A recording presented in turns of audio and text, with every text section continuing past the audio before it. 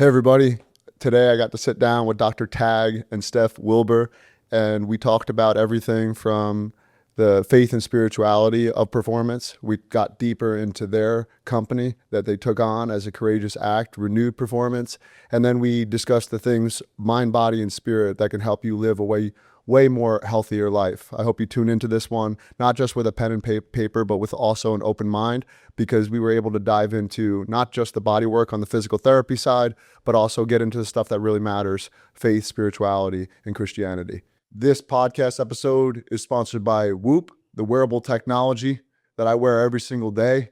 We will put the discount code in the show notes, and one other, Thorn Health Tech, which are the products that I take to take my performance to the very next level. They're NSF certified for sport, highest quality, potency, and purity on the supplement market today, also in the show notes. Of a clinician is building trust with that client, and the client having the trust backwards to that practitioner. How do you feel like you develop that trust with them? Let's see. So when I'm working with a client, the first thing that I need to do is understand like their problem. And so I'll ask a lot of questions in the beginning just for two reasons. One, if I'm going to help them, I need to understand what their problem actually is and if I can help them or not. And so one of the first questions I ask is like, tell me a little bit more about what's going on so I can make sure that I can help you. And so the way I kind of view that question is that I don't make the assumption that I can help them, and that a lot of times will decrease their like guard or like wall. They kind of like a lot more open. Like, oh, like this guy isn't right off the bat trying to sell me something. He's trying to figure out if he can actually help me. And I think that is like the first step to like kind of building trust there. And then as we're going, a lot of people will ask really good questions and find out more about like people. That's not like unique to me. A lot of people are really good at finding out what their client wants and what is going on like with them. But I think something that I do that is, I don't know if it's somewhat unique or not. We're kind of in this bubble. Like I don't really know what everybody else is. All I know is what I'm doing. And one of the things that I think that is powerful in gaining trust is I like tell people what I'm about to do or what my goal is with like what I'm going to do in a few minutes. And then I do that thing. And then I like kind of circle back to what I said in the beginning. And it kind of just makes them like really comfortable with what's going on and not like wondering what's going to happen next. They can just kind of be relaxed the whole time. And if I say something and then I do that thing, that is already like building trust, because I said I was going to do something and then I did that exact thing. So like everything is like congruent and consistent. Right. They're not like, I don't say something and then ignore it and don't return back to it. They're, oh, he said he was going to do this. I feel like we didn't actually do that. Or I just left it. Or it was something I said to kind of like gain their trust early, but then never circled back to it. So I think kind of closing every loop that you open is like pretty important in building trust generally. You gave me such good stuff there. I mean, first is the word of congruence. Say what you think and do what you say you will do. I think it's very hard to do both. I know for myself, especially when I was a younger individual, I struggle with saying what you think. Maybe I sugarcoat it because I didn't want to hurt somebody's feelings or something like that. But I love how you close those loops. In the speaking community, they say there's 3 things that you need to do. You need to tell the audience what you're going to tell them, and then tell them what you told them. And that's what I heard you say there. And then the third story that comes to mind, in ancient Greece, people used to go to Delta Oracle and ask them questions. And Delta Oracle was asked, who is the wisest person in Greece? And they said, Socrates. And they asked why. And the answer was, Socrates knows that he doesn't know anything. And I love that. And that's how you open it up, with a level of humility. Let me see how I can help you. I don't know if I can help you, rather than, sure, I can help anybody at any time, no matter what the problem is. So I just love how you said that. So Steph, coming over to you, one of the things I do admire about you is you are a product of the product, and you train hard, you live the lifestyle. So people that come to you, they're looking to get back into their training. Why do you train the way you do? And do you feel that that builds credibility with your clients when they come and want to get back into the training? Well, first, I train the way I do because I enjoy it. However, I structure my training based primarily on what I enjoy at that time. I used to do, I used to do Olympic weightlifting back in college. I did powerlifting in grad school. I did CrossFit after moving down here and working. Each of those, at different points, I found certain things that were enjoyable, and that's the key partially to staying active is you have to ultimately you have to enjoy whatever you're doing. People have to do what they enjoy. That's the key. And then they can find health in that. But if you don't enjoy it, then Sure. It's going to be really hard to stay consistent with. And so right now I'm training calisthenics and running because I needed a change. And I've found enjoyment in that for certain reasons. At this time I did I tried kickboxing last fall. Just trying to change things up depending on what I'm doing in my life. I need my the physical activity to be something that I enjoy and balances what I'm doing in my life well. And so that just enjoying what I'm doing is really important. But then, it totally builds credibility with my clients. And I believe that if you have to practice what you preach. If I truly believe that leading a healthy lifestyle in certain ways and being physically active is important, and I'm trying to help my clients do that, then I need my life to look like that as well. Right. Or else if I do I really actually believe it, that it's important. And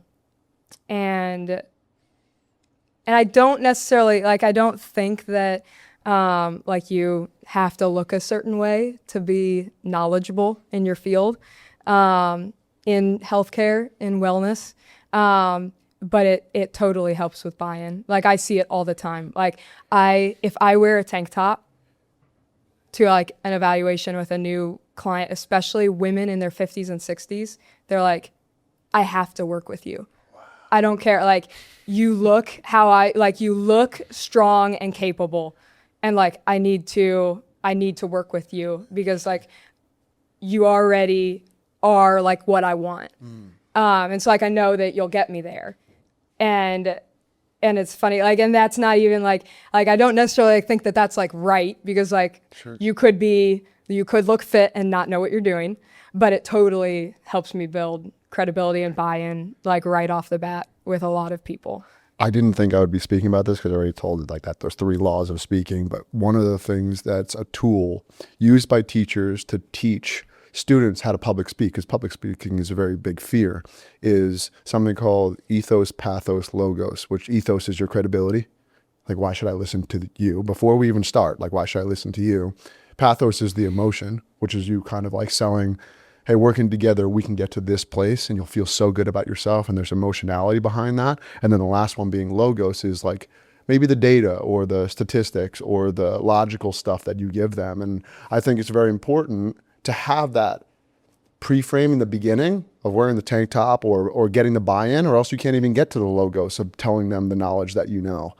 I had a question, and I didn't want to cut you off. It was right in the beginning when you talked about enjoying. And this is more just so I can satiate my own curiosity, is when you're going from Olympic to powerlifting to CrossFit and things like this, is it more so you are losing the love for what you're doing in that moment, or something becomes more enjoyable and that attracts your attention and you go there? And I ask that because there's somebody that's listening to this and they're well, I haven't found out my thing. And I think the answer to that question would really help. Is it a dying love for the thing that you're doing right now and you need the variety, or the new thing can really help you? Probably more of the first. I get bored with things. And I think variety and changing it up is really important to me. I don't know. That's personally what I think. I don't know. I feel like that could look different for everybody. Well, I also feel like part of our like clinical like philosophy is like variety. Like any single True. methodology is going to have like holes in it. Yeah. And so like we not only have like our like what I enjoy and what I like kind of like carnally like desire versus like I know that this other thing is also beneficial. And so there's also like this other thing, you start to desire that from just like an academic perspective and like what I know to be true, even if it's not like a strong desire right now, like the desire to be better is there. And then that kind of like can change your desire of like what you're doing currently, because more of like I know that other thing is also like beneficial for my life. And so that kind of like starts to shift the way you think about something that you're doing now. You kind of start to see like the holes of like what you're doing now. Yeah. Is like, oh, there's that other thing over there that fills this hole. Yeah. When in my training right here, like I actually kind of get excited about doing this other new thing. Sure. And like I was like, oh, like the gaping holes in weightlifting. There's not much cardiovascular stuff going on in Olympic weightlifting. So you're like, oh, frick, like there's other things that are healthy too. Yeah. And so you start to kind of like lose the desire there and like gain a desire like somewhere else. But it kind of almost like stems from the more like, it doesn't sometimes it doesn't stem from like a personal desire. It's like more of like oh, I know this to be true.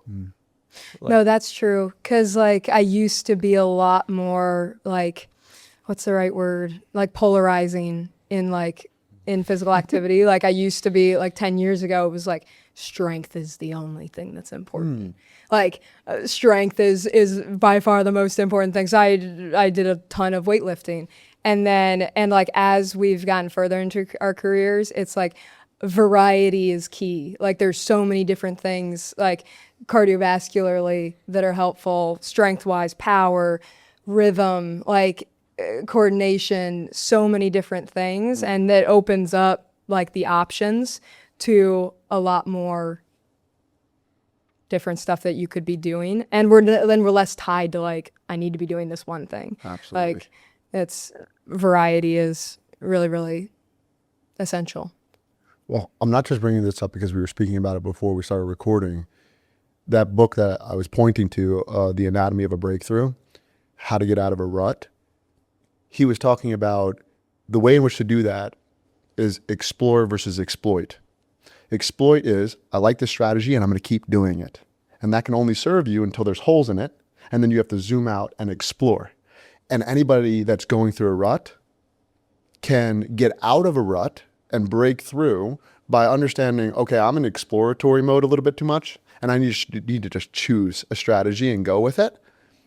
And anybody who's a little bit too much in a rut exploiting a strategy needs to zoom out and see other options. Super helpful. Has to do with the aperture as well, with our attention, because our eyes are attached to our brain and you can zoom in on something or you can pull back from it. And I think that's wonderful. One last comment on the variety versus routine is many different personality assessments. So you know how you said, oh, maybe that's just me? Like it is a personality structure called intuition versus sensing to be more variety oriented, to prefer variety. And somebody who's more sensing, and especially if they're extreme sensing, they've done the same thing for decades. Same job, same diner, same booth, same food, same waiters. And they love that. And they don't want to change it up. So this comment and this conversation that we're having, I think is extremely important. And I'm going to really ruffle some feathers with my next comment. The more psychological I've gotten, meaning customized to the individual, I'm so interested in learning about Steph and learning about Tag, I've become less political because I know that there's nuance in every individual. There's like, let me ask more questions to get to the bottom of something, and I can solve problems better. So you guys started Renewed Performance. And one of the things that comes to mind as entrepreneurs, you're there to solve problems. And you talked about from your opening answer, how when you're questioning an individual, like you're trying to get to the bottom of their problem, what was the impetus to start a company? Like, it's one thing to care about it, to be able to solve problems, but then to become a problem solver and entrepreneur and co-founders in a company is a totally different echelon. Yeah. So this is probably one of my favorite things in like the world to talk about. So we were in grad school together. Well, you could rewind to undergrad when we started dating. Yep. Because we were talking about starting a business back then. Before we were dating. How many years ago? This was 2015. We started dating. So 11 years ago. So there was a lot of conversations that happened like over that time. But for me, like when the rubber really hit like the road and like, okay, actually planning like a business, you read all these like books on like starting a business and how do you do it right and all this stuff. And it's a lot of people would say like, what do you want you have to figure out first what you want your life to look like. And then your business has to like serve what you want your life to look like. And so really before we even planned like what we wanted a business to look like, we had to figure out what we wanted our life to look like. And that was a lot of like prayer, talking to other people, talking to each other about that. Like, what does God want us to do with our lives? And we were really fortunate to have a lot of like experience, like checkpoints and like little like markers like along the way. No like audible voice from heaven, but like a lot of things that were pointing in a specific direction. So we knew that we wanted to build our life around whatever it is that God wants us to do.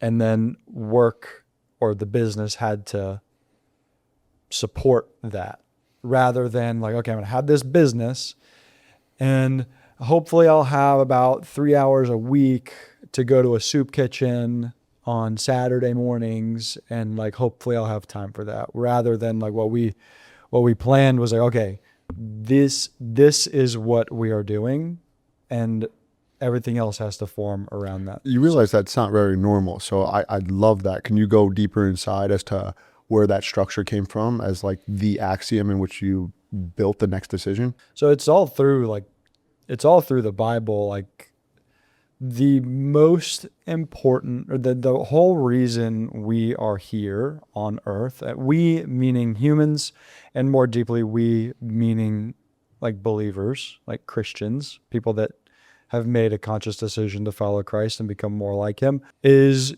to help other people come into right relationship with Christ. So that is the most important thing in my life.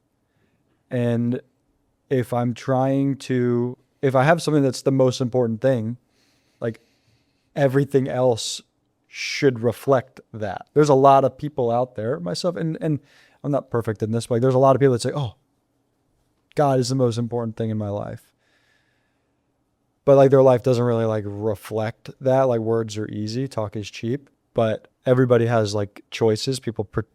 I think people pretend to not have a choice in certain things, but everybody has a choice. Maybe, let's just say, let's go with everybody has a choice to do, to prioritize what is important to them. Other things may fall off, but like, if they're less important, then it's okay that they fall off. Sure. So the actual thing that is the most, like what we believe, like God asks a lot of people to do a lot of different things. What we felt we were called to do, and this was a result of a lot of different of those like signposts we saw along the way, was go live in the inner city and help people there come into right relationship with Christ. And that's a whole like story.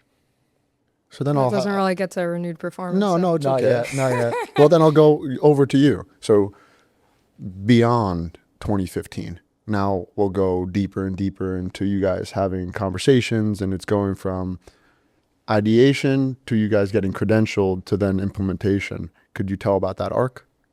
Oh, so let's see. So we had dreamed about starting our own business for like since we started dating.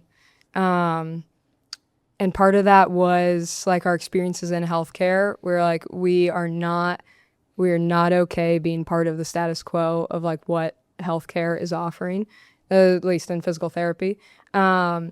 And so we went into grad school with like the thought of like, it's either working for a private practice that aligns with our philosophy completely and is not like an insurance-based model, allows us to treat clients how we're looking at how we believe that they should be treated and providing high quality care. Or we're starting our own business. There is no other option. Like we're not falling into like an insurance-based system that we'd had a lot of experiences with. And so let's see. So, but then during grad school, like I feel like during grad school, we were starting to like dream and plan for life after school and what that would look like. And it was like a time of like, it felt like we were setting like a trajectory for the rest of our lives, like after graduation. And where do we want that trajectory to go? And so there was like a lot of growing on our faith during that time, but also like, I don't know, just seeing like where life practically, like what it means. Like, I don't know, just getting hit with like a lot of like what life is, I don't know, life stuff. And so one of those things, let's see. Well, so going back to like faith, like we were laying, our faith needed to be the deepest underlying layer of like our reason and our why. So that had to be first or deepest. And then everything above that, we were considering like, okay, starting a business, but then we realized like we had, at the time we were kind of putting the business as the deepest layer, and we decided to let that go. And what? So one of the things that was the church we were going to in North Carolina, where we were going to grad school, they had a phrase that they would say pretty regularly, and it was, "Is your yes on the table?" And so what that meant was, before God ever asks you to do something, you have to make the decision that whatever he asks, the answer is going to be yes. Because if you wait to respond to what, like, oof, like God's asking me to do this, like, I don't know if I can do that. Like the answer is probably going to be no. So like we had to make the decision before we ever knew what we were going to do. It was like, okay, if whatever God asks us to do, move to Uzbekistan or move to the inner city of West Palm Beach, like whatever it is, like the answer is yes. How did you guys get there? We saw a lot of people do it. Like one of the guys was one of the guys of the church. He was like it was a pretty large church, and he was like senior executive something. He was like one of the top 3 or 4 guys at the church, and like nobody would have ever thought that he was going to leave. And like one day he goes up on stage and he's like, "Yeah, my whole family's moving to Canada. Like me and my like wife and 6 kids, like we're moving To start a church. to start a church in Canada." Variety. And it was like, frick, like I thought that this guy was doing what God wanted him to do. And like he was, but God like told him to do something else. And he was like, okay. I was like, that's crazy. He had helped to plant that church. He was there from the beginning. Brought it from like 20 people to like a couple thousand people. And he was like one of the guys. And he was like, yeah, like this is no longer where I am. I'm going to go move to Canada and live in one of the most unreached cities of the country and like move my whole family with me. They've never lived in Canada. You said something earlier, and then we went to Steph. It was two answers ago. It was kind of like what you whispered. You're like, I know I'm not perfect. One of the things that has me gripped right now is Matthew 5:48, where it says, "Be perfect like your heavenly Father is perfect." And the reason it has me gripped, because in psychology, we're focused on excellence, right? It's like, don't be focused on perfection. That's self-abusive because no one's perfect, etc. I actually, funny enough, used to hate Lexus's old slogan, "Pursuit of Perfection," because I was like, nobody can be perfect. Only the Heavenly Father is perfect. And then I started to look at the root of perfect. And if you look deeper and deeper and deeper, what it actually means, it means to mature, not that you're sinless, mature, fully develop, and become complete. And then I was really behind it. Then I was like, okay, now I actually love this idea of becoming perfect. And I want you guys to speak to anybody who's really hesitant listening to your last few answers, like that. Oh, what does that mean to answer the call, to live in right relationship with Christ, right? Because it's very important, just like somebody comes to you with an injury or like they're having limiting beliefs about themselves. And to smash those limiting beliefs is really something that gets them over the hurdle to come do a session with you and then start feeling better. I'm making that connection to the faith-based and spirituality walk that somebody can do on the narrow gate to somebody who has hesitations listening to you. Like, what does that mean to answer the call? What does that mean to live in right relationship with Christ? What does that mean to you? Part of it is that like we are becoming more like Christ, like us. We are becoming more like Christ. We are prioritizing like the things that like Christ loves the marginalized. Like, so what are we doing for the marginalized? And what does that mean for our lives? What was the question again? No, the thing this time I do want to cut you off because I think it was a beautiful answer. A good cause requires few words. Oh, now I remember. Prioritizing something over another is what we all do, right? We can either prioritize, party or more preparation. We can prioritize work or our family. Like we live inside of a value structure. And I don't really think you need to expand. I thought that was a great answer in terms of like prioritizing. But part of the, like, we are transformed through this. We are changed. Like we are not who we were 5 years ago.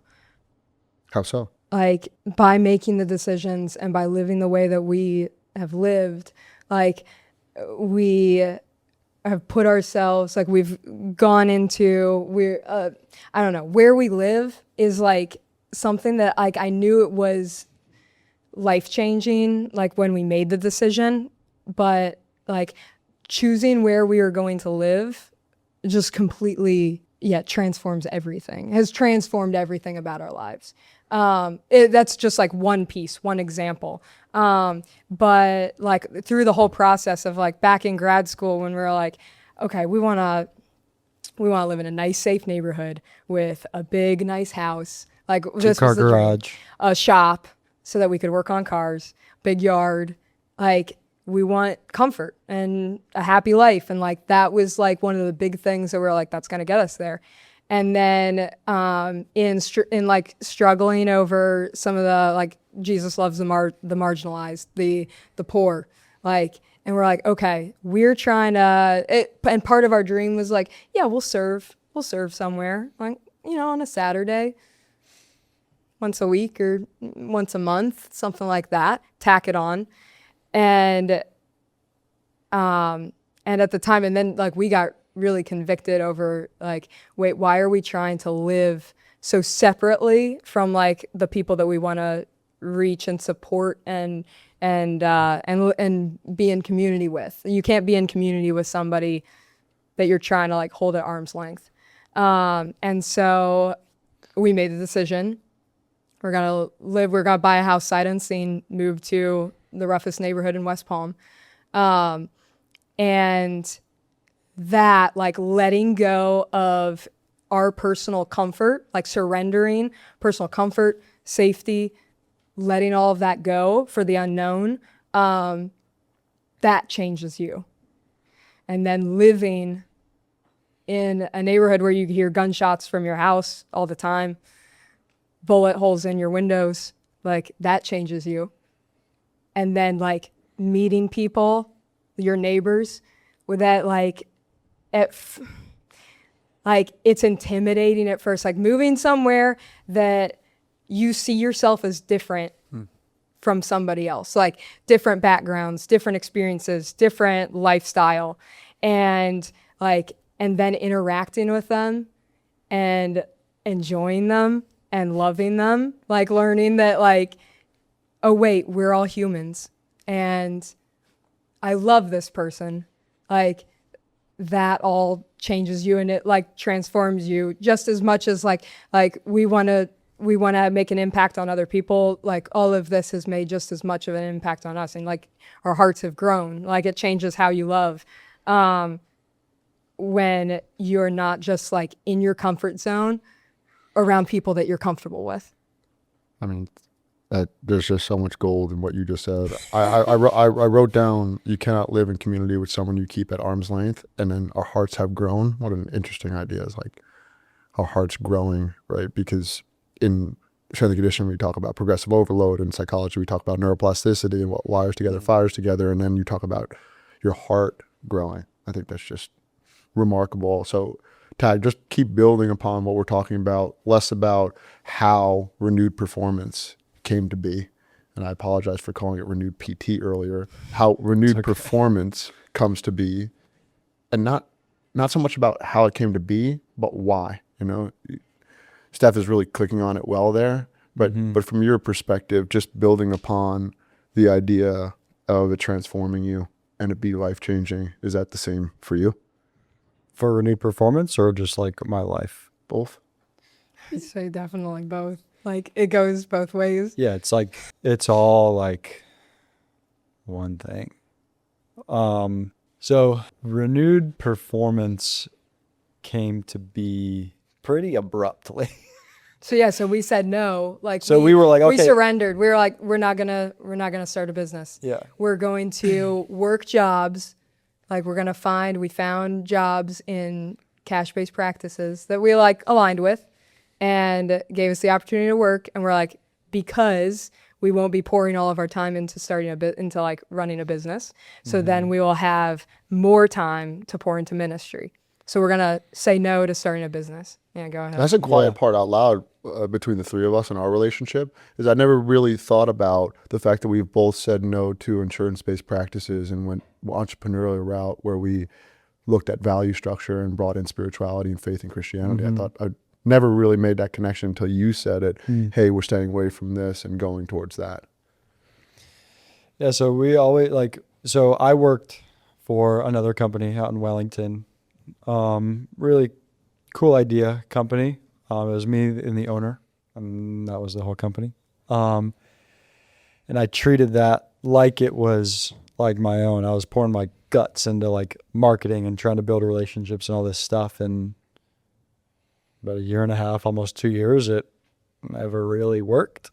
And so let's just say the summer of 2024, I was meeting with a mentor and I was like, Brian, I don't think I could own my own like business. I know I always kind of wanted to do it, but I'm like pouring myself into this company and nothing is working. I don't know what I've pivoted 3 or 4 times and I don't know what I would do different if I started my own. And I go to work one day and I work with the client. Like, we agreed that we were going to keep her, she was going to keep working with me, and I was really happy. And I go out and have like a meeting with the owner. I was like, yeah, that we don't have any money to like pay you anymore. I was like, oh, so like, this is it. She's like, yeah. I was like, and it was like, she was very sad, and it was like an emotional like moment. There was no hard feelings. It was just like sad. Like, this is over. It was on a Friday afternoon. Like I go home and I'm like, well, I'm not going to go work at a random clinic. I guess I'm starting my own business today. And like that weekend, I'm on like ChatGPT, like, what should I call this business? What am I going to do? Where am I going to go? Like, who am I going to reach out to? How am I going to market this? And like, I registered an LLC over the weekend, and I went to her brother's grand opening for his supplement store that was on a Saturday. So I got fired. The company folded on Friday. And then on Saturday, I went to the grand opening of her brother's store. Hashtag supplement stop. Shout out. Hashtag supplement stop. Brooks Robinson, the sup dog. And I'm talking to a guy there who I knew, and he's like, oh man, my knee. And I'm like, I'm gonna get emotional talking about this. And I was like, do you want to come to my house and like be seen? I guess I have my own business now. And he's like, sure. And on Monday, I had my first client with like my new business, like 72 hours later. You had several new clients that week. It was Like crazy. new clients. It was crazy. Like those, I remember that summer leading up we were like, we couldn't do this on our own, and I just said, like, in our minds, there was no other option. Like, it was like either our own business or a local business that we aligned with. And it was like, And the local business I aligned with like, stopped. It stopped. Like, and it was like, and like, you're like, and you were at that point, your lowest confidence, like around small businesses. You were like, Yeah. I don't think I can make this work. And so then just like that first week, it was like immediate, and it just started growing. So you had so many opportunities. It was unbelievable. So one of the things I didn't even mention is on my way to work on that Friday, there was a guy that I had known for years, and he owns a gym in Lake Worth. I had been like, hey, I would love to treat in your space. This is as the other company. I was like, hey, could we set up a relationship? Maybe I could put up a table in your back office. I could see people in your space, like all this stuff. And like, it wasn't really work. It wasn't going to work. He kind of never responded. And I was like, okay, like no big deal, like whatever. On my way to work, he called me. He was like, hey, like, I'd love to get something set up. I was like, okay, I'll call you after work. I hang up. Company folded an hour later, and I called him back on my way home. I was like, hey, I think I'm going to start my own company today. And he's like, sick. Come on over on Monday or Tuesday, whatever. Like, it's like, what the frick? It's just like things started happening really quickly. The doors just started opening. What that was, and this is, I don't think it's an opinion. I think it's pretty factual, is I was at like my lowest. I was like, there's no way I can do this. And God was so gracious to give me all of this success immediately and continuously. And there are tons of stories like this in the first couple months. And it hasn't stopped. And it hasn't stopped, where it's like, you're not doing this. Like, this is me. Like, I am creating all of your success. God is like, it is all God creating all of this success, because I am very good at taking credit for things that are not my doing. And I'm very, very confident, borderline arrogant with a lot of things. And like, he was really gracious to not give me success and let me believe that it was me. And he allowed me to believe and know that it was him that was creating all of this success, so that I didn't have to build myself up onto a mountain just to fall later. He was like, made it very clear that like, hey, your abilities are not good enough to be successful, but despite that, I can make you incredibly successful. How did he make it clear? Well, because I was at like my absolute lowest point. I was like, there's no way I can do this myself. And he's like, you're going to do it yourself. And actually, I'm going to do it for you. And I was like, like it was like you were doing the exact same things for months. Doing the same things for months. And I like started doing the same things that weren't working before, that like just randomly started working. And like the only thing that changed, it was now my business and not like somebody else's, and just started working. Yeah, I'm not too sure if it's random, but you know, like I don't know. It's totally not random. So one of the things that I've been learning recently. Go ahead. It's God. Like totally not random. It's one of the things I've been learning recently is that there's a huge difference between intellect and being intelligent and paying attention. Huge difference, right? So if you really want to take a stance of arrogance, you would say, oh, I know this and I know this and I know this and you should work with me, blah, blah, blah. But if you really are paying attention, and that really goes back to my question about like, how did you guys know? And what does it mean to live in right relationship with Christ? And how do you answer the call? What are you talking about? And then Steph, you really gave the most beautiful answer of this podcast so far, from my opinion, on prioritizing, it being life-changing, Jesus loving the marginalized, really paying attention, right? Not like you have all the answers, but if you're really paying attention, then the answers can come.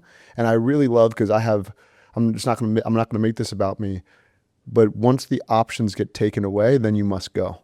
And there's something about that. There's something about like, okay, it's this or this. And it used to be this, this, or this. And let's just make it one.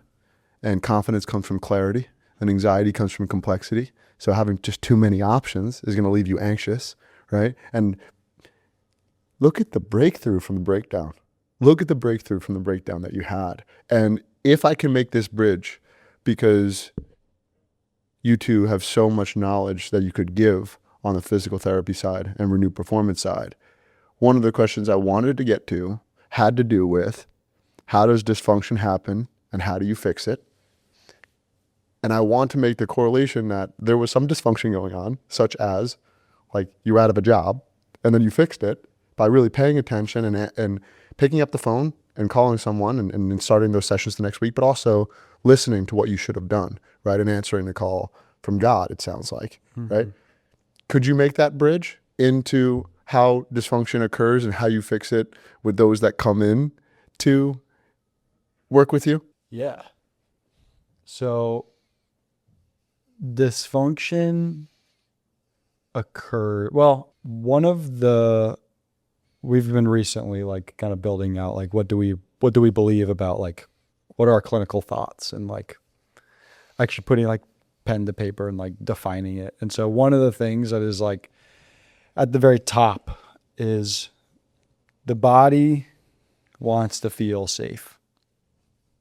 And if there is some kind of threat to the body, then it's going to try and avoid it or change the way that you do that activity. And mostly it's the nervous system that like regulates what the body does.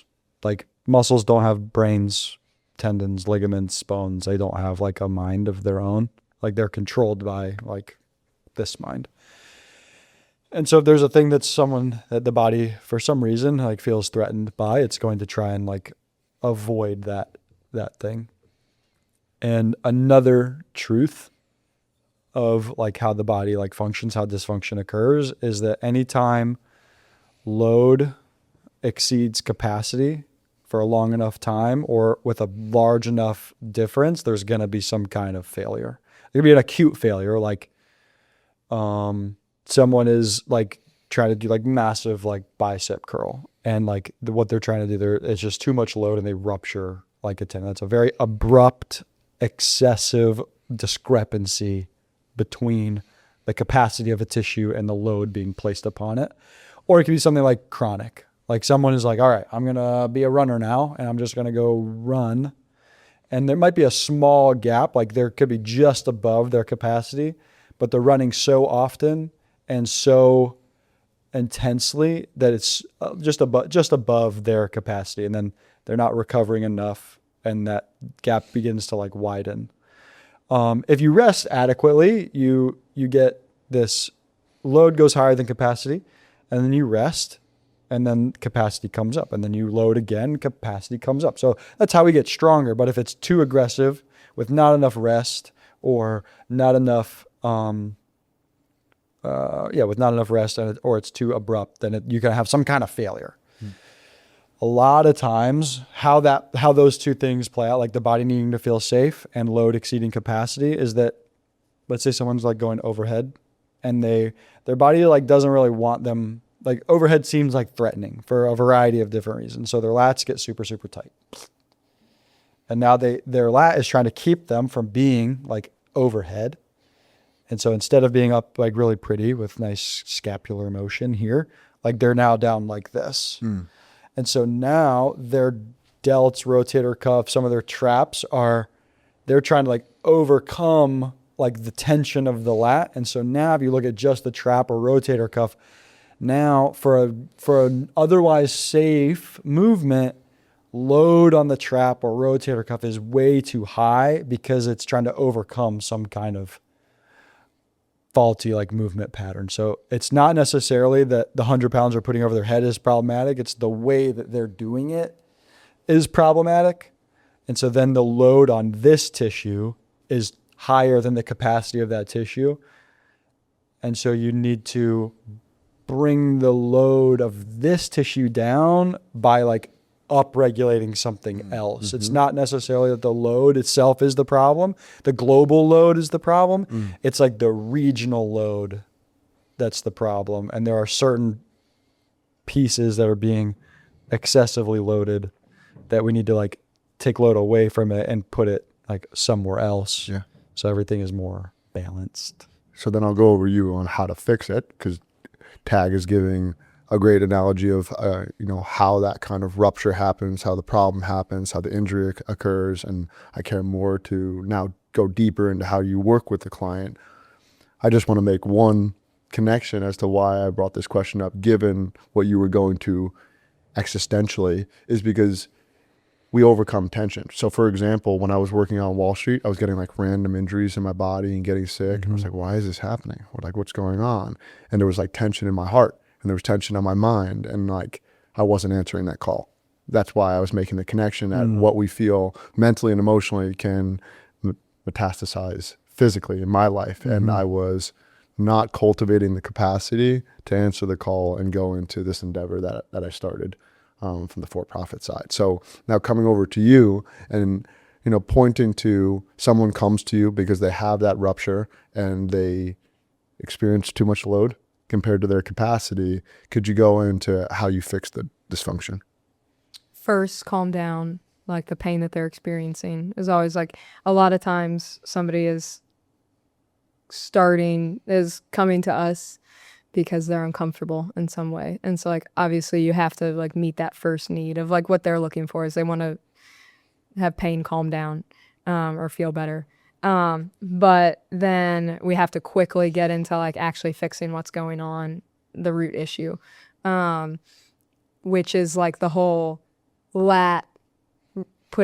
stressing the rotator cuff trap movement pattern that's going on that like caused the pain or discomfort or issue in the rupture or whatever that happened.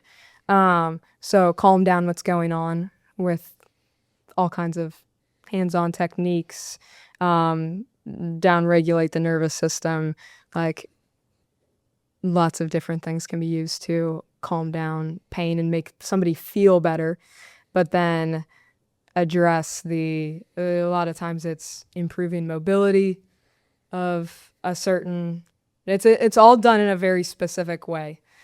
Like we have to understand what is actually going on to like really get results in the fastest way possible. There's no cookie cutter like approach.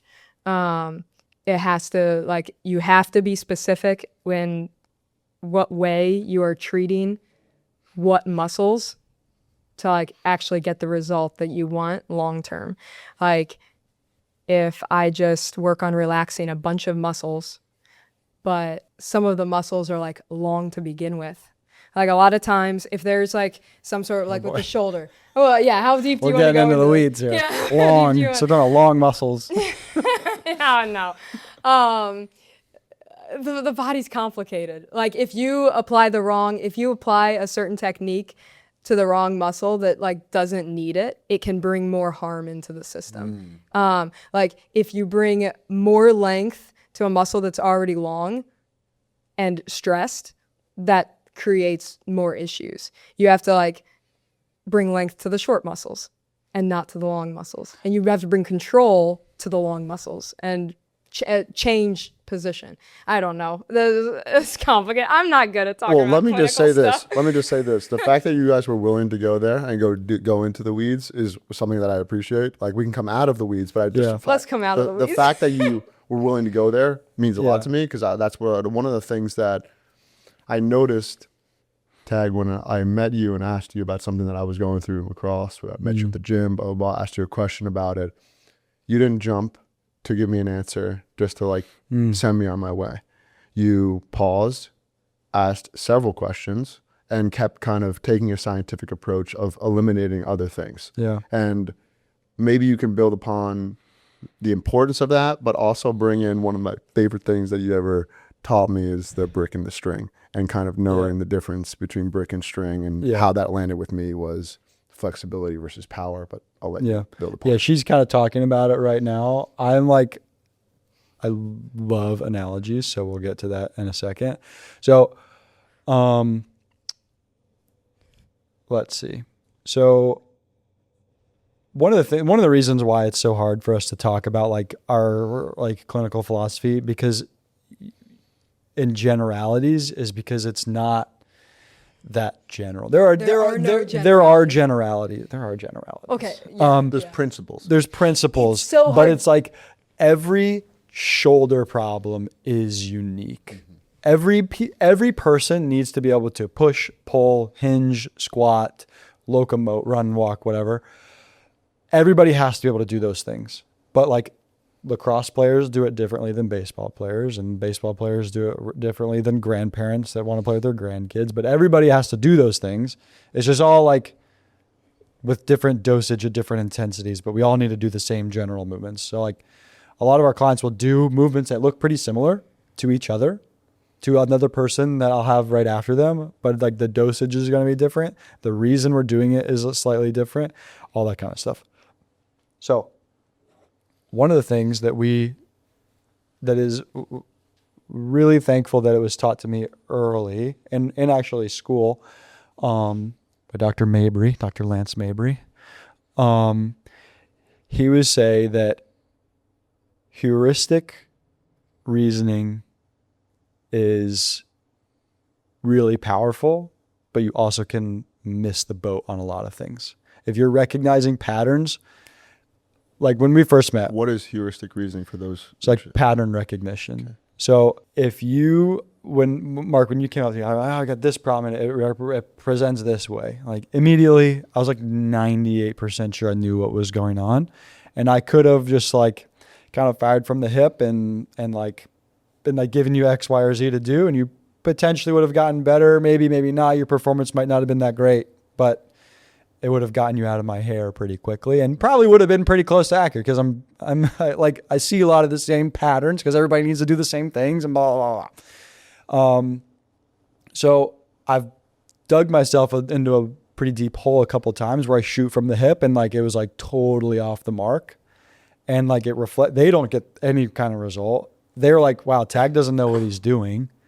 It was actually this. I went and saw somebody else because what Tag told me to do didn't help. And I was like, well, frick, like I didn't actually assess it. So now people come up to me, I'm like, okay, I don't do that. And I kind of sometimes feel bad because I'm not trying to get you to schedule an appointment. It's just like, it's not what you need. It's not how, like I cannot help you standing up here next to you at the mall. Like I can't help you in this like environment. So Mark was like, okay, you have to come in and you have to come see me if you want me to actually like help you. And so I have whatever you were dealing with, pretty certain I knew what it was. But for the next half hour, I'm like going through what I do on everybody assessment wise. And I'm trying to find something that is contrary to what I would have thought. Proves you wrong. Proves me wrong. Super important. I'm trying to prove myself wrong for the first half of someone's first appointment. I mean, just 2 quick points, and I want you to continue to go. Like that scientific approach of trying to get underneath something as wrong rather than confirmation bias. I do this thing when I'm talking to a new group. I'll say, we're hunter and gatherers by nature. I want you to take notes because I want you to hunter and gather information rather than affirmation.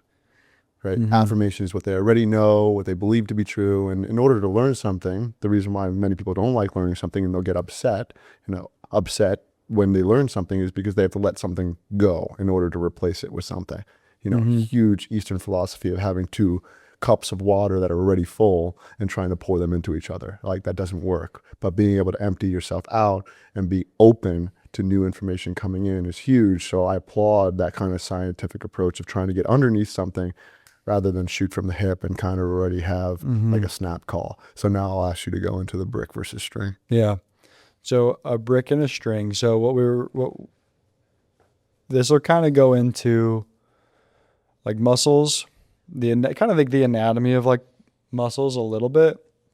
So muscles can contract and they can lengthen. They can't actively lengthen. They kind of passively lengthen. If they're on, they're shortening. So a brick, well, not generally, the way muscles produce force is through tension.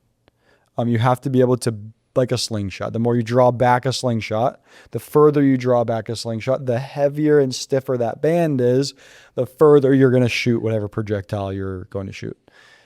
So a wimpy band is not going to shoot that pebble very far. A really strong band might be able to shoot the band really far, but it's also really hard to draw it back. So a brick and a string is a really good analogy. Like a brick, if you drop a brick on the ground, it's not going to break.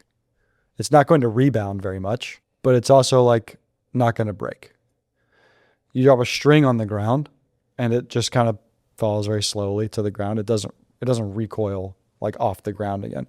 So a lot of people will talk about like, oh, this is super tight. This muscle is really tight. You need to get way longer through this muscle. Oh, it feels like a hamstring stretch.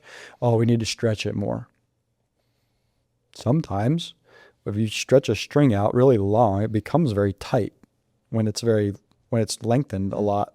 And like you could like pluck a string and it sounds like, oh, it's like doing, doing, doing. It's like, that's very tight. So like, yes, you're right. It is tight, but it's tight because it's too long already. Like you don't need to stretch it more. You need to shorten it and give it a little more like tension.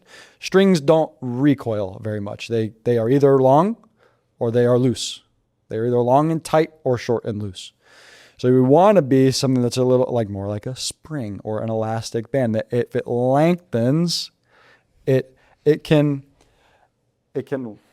store energy. Think about like a pitcher. They lay back a ton. They store a lot of energy through their lat, through their rotator cuff, through their delts, through their pecs, through their abs, all this stuff. They're getting really, really long.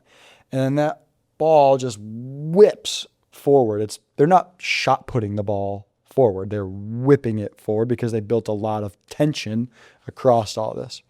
So having tension is 1,000% necessary. If you were to go and you were to dry needle cup, massage a bunch of these structures in a baseball player that's currently throwing 95 miles an hour, and you take all that tension away, they will now throw 92 miles an hour and they get dropped from their major league team because 3 miles an hour is a huge difference. So we can't demonize stiffness. We also can't demonize flexibility. On the other end of the spectrum is someone that's incredibly tight. They oftentimes can be incredibly strong, but they're also like incredibly tight. Their band is so heavy that they can't draw back their slingshot to produce any force. Then you talk about what are the needs of that person's sport. Like a powerlifter does not do a ton of large motions. Their whole goal is to move a bar. Let's say the deadlift. They got to pick it up depending on your height, let's say 3 feet into the air, and then put it back down again. They're not doing this huge dynamic motion. A really high level powerlifter basically looks like a brick. And they're supposed to look like a brick. That's their sport. Versus like a gymnast looks a lot like a dancer. Let's say a dancer like looks like a floppy string, but they're also kind of supposed to look like a floppy string. I love to dance. I wonder if I look like a floppy string. Probably not. So like you want to be careful how you like assess something, because you not only, again, like everybody needs to do the same motions, but they're all doing it with a different goal.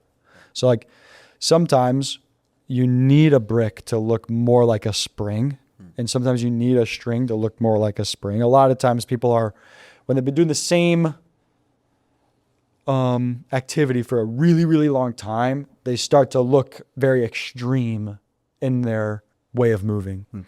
Now, if you start talking about like, okay, a powerlifter looks like a brick, should look like a brick, but they're also getting injured. It's like, okay, we need to realize that no movement is perfect.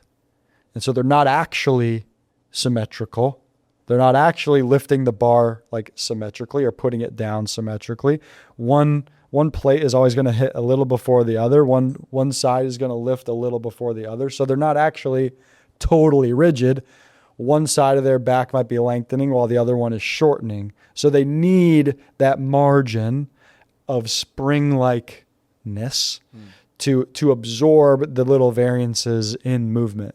And for a powerlifter, when they're deadlifting 1,000 pounds, tiny differences are huge because the loads are so high. Sure. So they need to have that buffer. So you can't be afraid to give a powerlifter a little bit more mobility, even if it's like seems on the surface like contrary to their sport. Like in a perfect world, they need to function like a brick. But in this imperfect world that we live in, like they need margin in the way that they move. And it's this exact opposite, like inverse for like a gymnast. Brilliant. One of the things that I've come to realize is the best answers to any questions are paradoxes.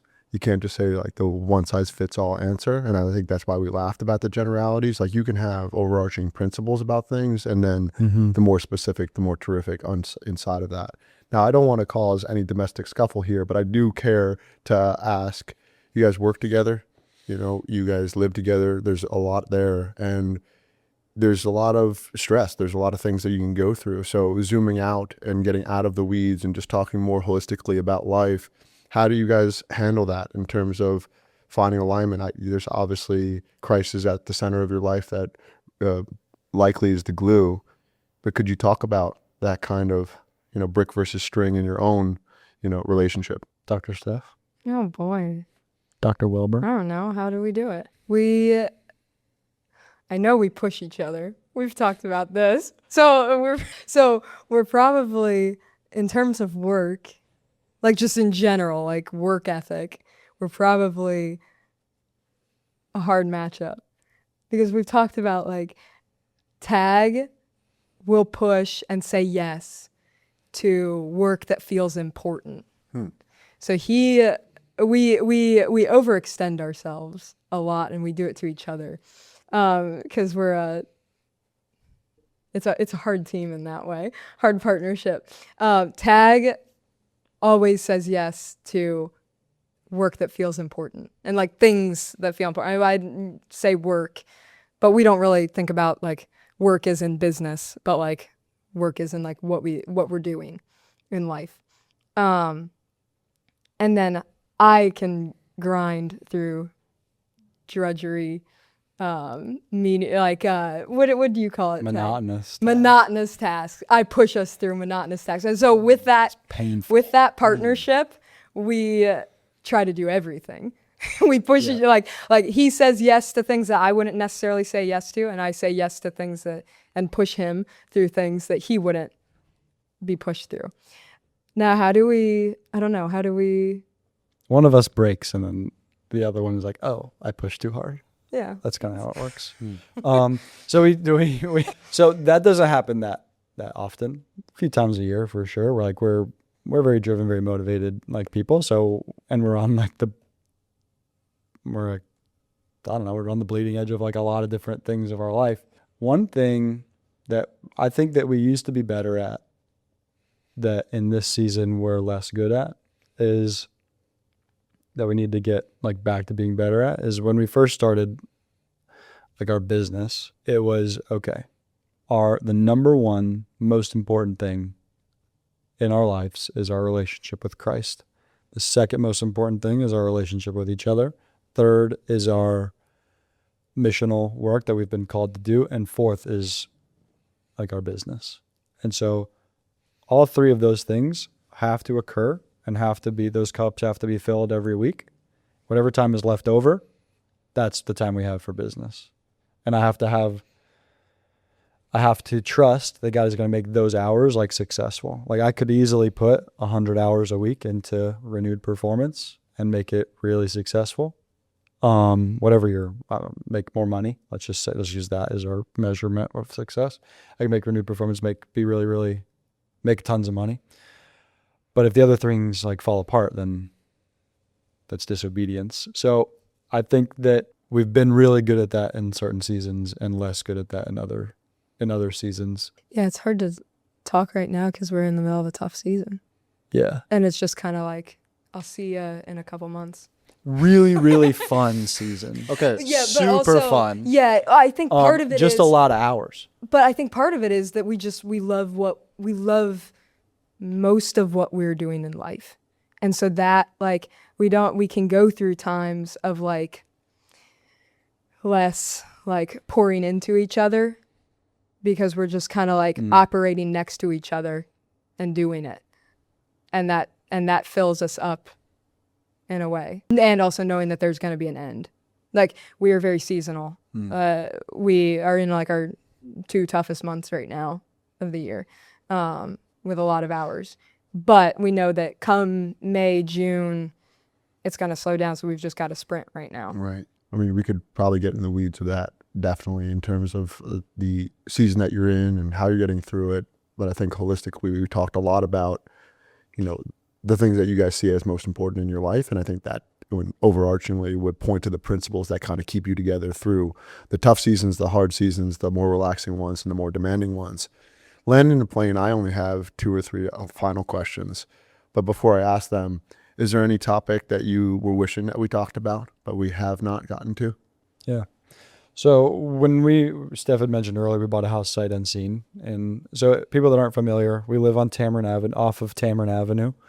In West Palm Beach, Florida. In West Palm Beach, Florida. Rough area. Most heavily drug trafficked street in the state of Florida. A lot of gang violence, a lot of crazy stuff goes on around there. So that's where we live. We bought our house sight unseen. The day we moved in, there's a Children at Play sign, like the kind of diamond shaped ones with the little seesaw on it. That's basically in our front yard in the grass, like by our sidewalk, and there's a bullet hole in it. So that's what we saw when we first moved into the house. So we're like, okay, here we are. We're in it. And we got involved, like our church, we got involved with a neighborhood nearby where we live, and I didn't want to be a part of it, really. It was like interacting with kids all the time. It was like, ugh, I don't really want to be part of a kids like ministry. But our yes was on the table. This is where I thought where God was sending me. So we kind of went. Eventually we got asked to lead it.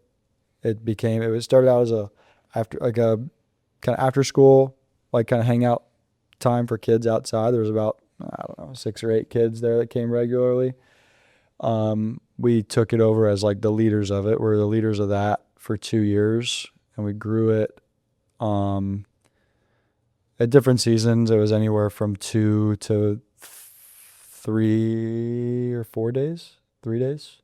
3 days. Anywhere from, about at the most, it was like 3 days a week. We were out there. Serving about 80 kids a month. Yeah, 80 individual, like 80 unique kids. Yeah, like 80. on a specific day, you'd have anywhere from 20 to 40 like kids. So a lot of kids, a lot of families. Got to know a bunch of families through that. So we led that for almost 2 years. Got to know, like, when you see people regularly, you meet them and you start talking to them, and very quickly you hear about their struggles, and people are going through some stuff. People go through a lot of stuff. So we started to realize that there are all these kids that have low literacy rates. We started a literacy program that kind of helped kids learn how to read. There's all these like things that like kids that are being poured into, and it's just kind of easy to get buy-in from children. Like, you have enough Chick-fil-A sandwiches and kids are showing up. Parents are a totally different story. They've kind of been through the system. They've kind of seen people come and go, and their just walls are kind of up generally. And they're just walls up, like, societally. Yeah. Like, yeah. To like people that are different. Like, yeah, like we're white. A lot of the people that like we would talk with we're minority, we're the minority in that scenario, and like they're like, we can't, financial class. yeah, like, totally different. Like, kids would say like, oh, we can't come outside anymore, and like, why? It's like, oh, like, you're white. Like, oh, got it, bye, tell your parents we said hi. So that was crazy. Anybody show up around enough, like, I know them, like, I say hi to their parents, and we're super friendly. Like, everything like changes. The more consistent you are, everything changes. So keep showing up. Consistency. Yeah. Consistency. And you care, and Yeah. you're there when like rough stuff is going on, and you step in and you support, and you become family to them. Yeah. So we started to realize that, like, okay, there are all these kids that are coming from like broken homes, and we can like, their bodies floating down the river, and there are people there. Then you can gangs getting ready to snatch them up as they get older. Yeah. And you can keep trying to pull them out before that happens. But you can someone's have- up the stream chucking them in, and like, well, let's go stop these bodies from getting thrown in the river, and let's go like build relationships with whole family units. Parents specifically. Because my job is not to replace like a parent in that like scenario for little Timmy. Like, my job is not to become Timmy's dad. My job is to help Timmy's dad become a better dad. It's amazing. Going back to your answer on when someone comes to you on the work front, what do? You calm their nervous system down, and then you get to the root cause, which is what you guys just talked about from a metaphor perspective. Yeah, for sure. And so recently we've kind of pivoted to away from, we like stepped down as like the leaders of the whole kids focused program. We now are like heavily invested in like a select number of like families, have people over to our house for dinner. We got invited to another family's house for dinner. People that 4 years ago I would have been scared to talk to. But now like they've been in my home. People have been in jail. Criminals. Like criminals. Like, they're pretty cool. but they're not like, they're trying to figure out life, and They're humans. they're humans, and my job is to have every person I come in contact with come in right relationship with Christ, not just the people I like. It's very trite, but the saying is, when cabbage is not growing, you don't yell at the cabbage, you change its soil. And a lot of people get furious rather than curious when they meet people, because it's very natural to be judgmental. That's, we just need to delineate quickly. Is that a threat? You even talk about threatening positions to be in, right? We don't like threat. You talked about comfort, everybody wants comfort. And in fact, in order to go from common ground to higher ground with a person, you have to build rapport, which is like warming up to people, right? You don't say, I'm cooling down with this person. You don't say that, right? You warm up, it becomes more comfortable. And then once you have that common ground, relationships are where we go to relate, then you're able to go to, higher ground. And I just think that that's really important. So in terms of the mission that you're on, in terms of the overarching answer there, right? You give the landscape of what you're doing, is the answer to bring more people to the right relationship with Christ? Is that the answer to what? That the overarching reason that you chose that house and Yeah. So, And like, I don't know, relationships. yeah. Like relationships, like money is not the answer to a lot of the issues that we come across. It's like a lack of relationships And kind of like exposure. and exposure. Like, people are not exposed to like, things that they're lack of- unfamiliar with. And I look very unfamiliar in like a lot of, in our neighborhood. Well, like lack of relationships like outside of their bubble. And I would say, and this is jumping over to like renewed performance side, is like, so that is our like outside of business, like what we are pouring into in like the marginalized. But then in our business, we're on the like other end of the spectrum. We are working with like ultra wealthy clients in Palm Beach Island and Wellington. And gosh, Well, one of the like, things. that's like the intimidation, the same thing I was running into, like moving into Tamarind, was happened at first when I was starting to work with like ultra wealthy, that I see myself as different. Like, I know there is a difference in like lifestyle and experiences, and like it's a whole different culture. And going into like starting to work with different people as a client, it's like, I'm kind of nervous going into this. Like, how are we going to connect? Like, I don't know. And it was like the same experience as I had in like our neighborhood. It was like, oh, once I get to know them, like they're humans and we relate on a lot of things, and a lot of them are like lack meaning and purpose and are like, and I enjoy them. And it's like the same kind of relationships, like across the board. We see it in like, it's whiplash going back and forth, like two very different environments, but like the same things are happening. Sure. The same kinds of relationships are happening in both areas. I don't know. Do you want to add to? Well, one of the things that is so cool about who we interact with on a daily basis through work, through Renewed Performance, is they're highly influential, like people on earth, like make a lot of money, run huge companies, all that kind of stuff. Super high level athletes, whatever. When we have these when I also kind of like sidestep a little bit, like when I own the company, I could talk about whatever I want to talk about. I'm not going to lose my job because I talked about Jesus during an appointment. Like nobody's going to fire me because we don't talk about that here. So I'll talk about whatever the Lord wants me to talk about. Well, and a lot of times it's just like stuff that's brought up by the client.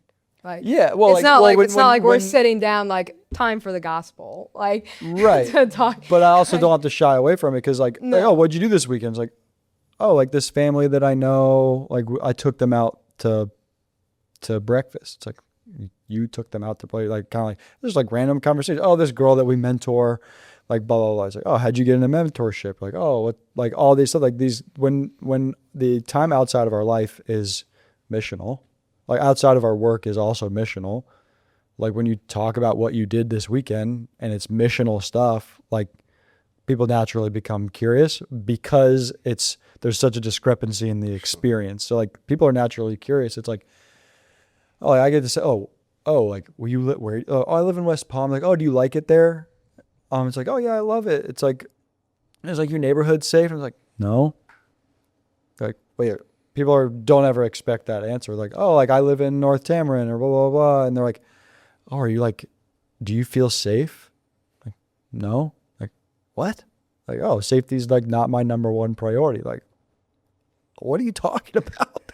And it's like, oh, like it is a lot scarier to know that God wants me to live somewhere and to actively choose not to live there than to go wherever he's asking me to go. And they're like, anybody will be like surprised by that answer because it's counterintuitive to the human like experience is like personal safety is like a huge priority for most people. Yeah. So I get to have like these conversations. They're like, why is it important to me? Like, oh, like why do you believe that? And it's like, oh, like this is why I lived as a sinner. I recognized that I was not capable of rescuing myself, and Jesus is capable of rescuing me from myself. And as long as if I recognize that his son came to earth and sacrificed himself for me and received the punishment for all of my sins, then he views me as perfect or complete. And now I don't have to achieve perfection. He achieved it for me. Now he views me that way. Beautiful. And so then I get to say all of that to these highly influential people on earth that most people don't ever have access to, and they would never be able to share that with them. But I have this opportunity to share it with them because of the contrast that my life looks like. Amazing. If they said like, oh, what'd you do this weekend? Oh, I went to Palm Beach. I went to dinner and like all this stuff and went shopping. Like, oh, me too, or whatever. Like, whatever. It's like not that interesting. But like, this is what my life looks like. And it produces these really deep conversations with people that would never be in the situation to have that conversation before. Why'd you wait to get fired? No, I think when I look at the 6 human needs, certainty, uncertainty, love, significance, growth, and contribution, certainty of, the security that we were talking about that most people desire, right? And safety was not something that you guys put up most. uncertainties, the variety that we talked about from changing up your training and things like that. And it's so clear from our conversation here today that you guys are so deeply moved by love, by less significance, but like, being significant in some person's life. That's why violence will always be around, because if somebody puts a gun to your head, they're instantly significant. That's why violence is always going to be around. But then the growth and contribution that you guys continue to go on. A question for someone who's listening to this that is inspired by the variety and the lifestyle that you guys are living and the inspiration and the values-driven mission that you guys are on. Where should they go to learn more from both of you and about Renewed Performance? DM us on Instagram. Our Instagram is Renewed PT. Yeah, that's the confusion. Renewed PT, renewed-pt.com. We have like a little bio on there. I think our phone numbers are on there. My personal cell phone is on the website and everywhere else. That is changing currently. Yeah. So get it while it's out there. It must change. I mean, I'll say this publicly. I know I don't need to, but it's been a joy to get to know both of you over the last year. We see life through very much the same lens, obviously on the business side as well.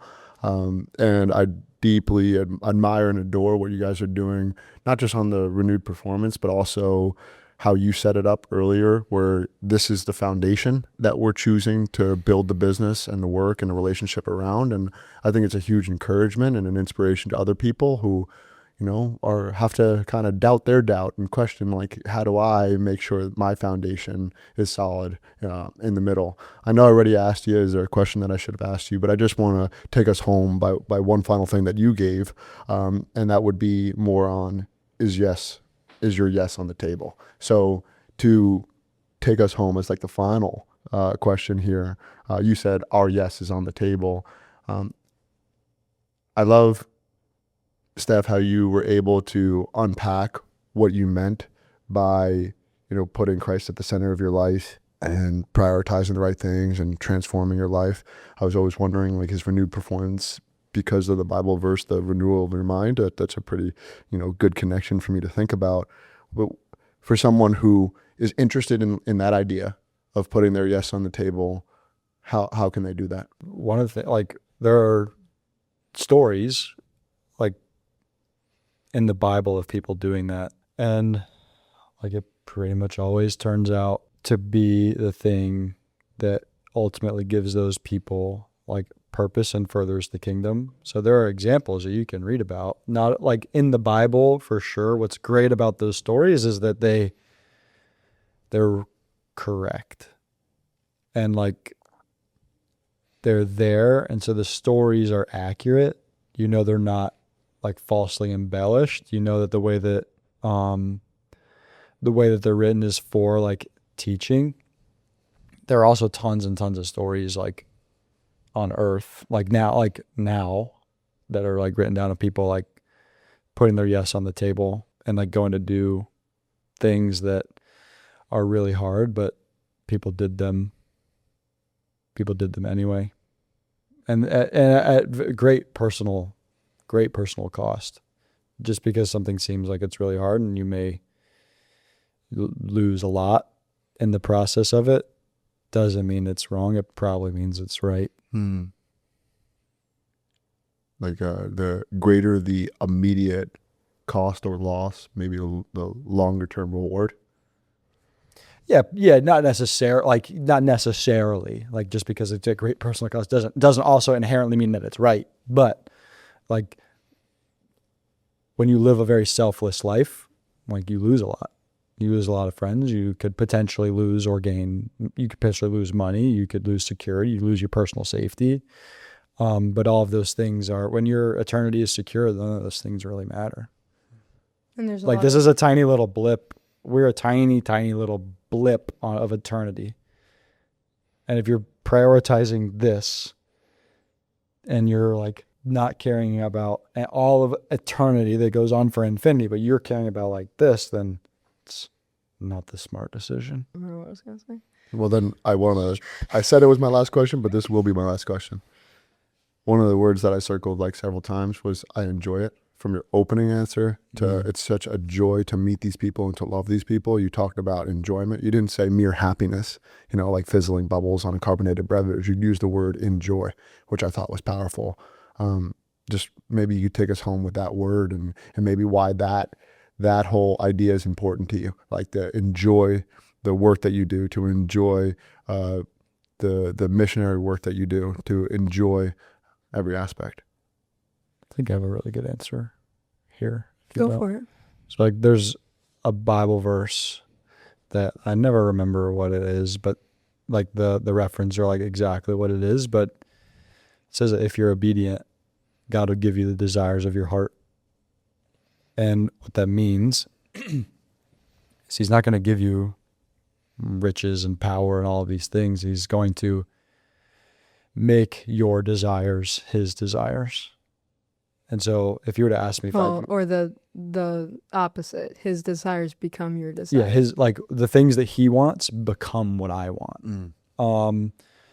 Like that which is good becomes my desire. Like the desire for riches, power, influence, like become for my own personal gain, start to dwindle in my desire. And like now the things that truly bring me joy and happiness are like pouring myself out for God's sake. And that becomes like what I enjoy, kind of like what we were talking about earlier with like, oh, what do you join for fitness? And you see like this other thing that, oh, this is the right thing for me to do, this variety, this other stimulus. It's like I don't necessarily want it right now, but I see it as beneficial, and then it becomes like the thing I want to do, the thing I want to train, and now that becomes like my desire right now.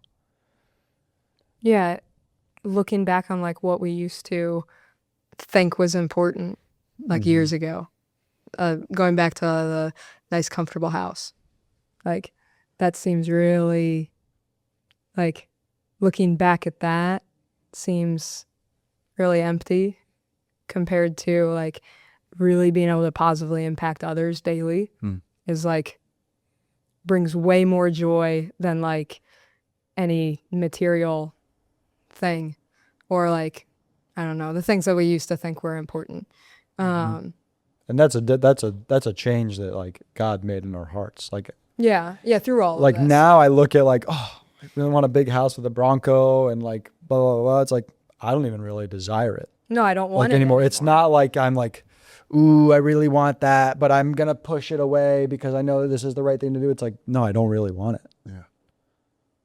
I want and that's to. so gracious of God to like actually change my desire to match his desires rather than like force me to be refusing some other desire for the rest of my life. He's just like changed my desire to match his desire. Yeah. And like joy happens in hard times too. Like that's a like all of this stuff like the past few years have been really hard.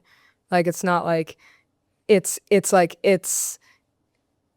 learning to love like the grind and in that changing like our desire and like what we're doing, like what we want to be doing. I don't know. Yeah. It's different than happiness. Like that's why you're saying like happiness is kind of like fickle. Yeah. Like joy, it's not because like the circumstances are not like necessarily always great, but I love it. Like that kind of shift has happened. My final thoughts would be, I changed over time. I think if you asked me decades ago how I felt about desire, I would say it's really important to have desire to kind of like push through walls even when they're there. And then I heard recently that desire is delaying any joy for a very long time until you get that thing. Then I was like, well, why not you give yourself that joy right now by decreasing your wants and really appreciating and being grateful for what you already have right now. I was going to say it earlier, but there's a great opening line, and I'm going to paraphrase it, by Leo Tolstoy. I think the book's called Karenina, and it says, all happy families are happy in the same way, and all unhappy families are unhappy in different ways. And the reason I bring that up is because when you guys are assessing and then taking on an endeavor in your life, you're kind of helping people fill different injuries in their life or illnesses in their life. And I just want to one more time applaud that you're willing to take that scientific approach, get curious, ask questions, get to the bottom of why are they unhappy, why are they ill, or why are they injured, and then go on that journey and walk with them in such a special way. So I admire your authentic, genuine courage to express your faith every step of the way, because nobody's going to fire you now. And I really appreciate how hard you guys work, not just in terms of your business aspect, but also the work that you do well outside Renew Performance. So thank you for coming on. Grateful and full of greatness. Thanks for having us, Mark. us. We had a great time. So knowing what I knew about Mark like before and his friendship with us, I knew it was going to be like a really enjoyable time. Any opportunity to get to hang out and talk with Mark is a highlight of my week. This didn't disappoint. This was super, super fun. I really enjoyed the open like discussion with anything that was important to me, and his influential, like kind of insightful like questions that allowed like greater like exposition of what we were talking about was really fantastic. I talked about things I didn't think I was going to talk about, but enjoyed every minute of it. Yeah, Mark is always has very thoughtful questions and then insights and comments to add to build upon whatever's being said, that we always enjoy a lot. And so any conversation with Mark is a good time.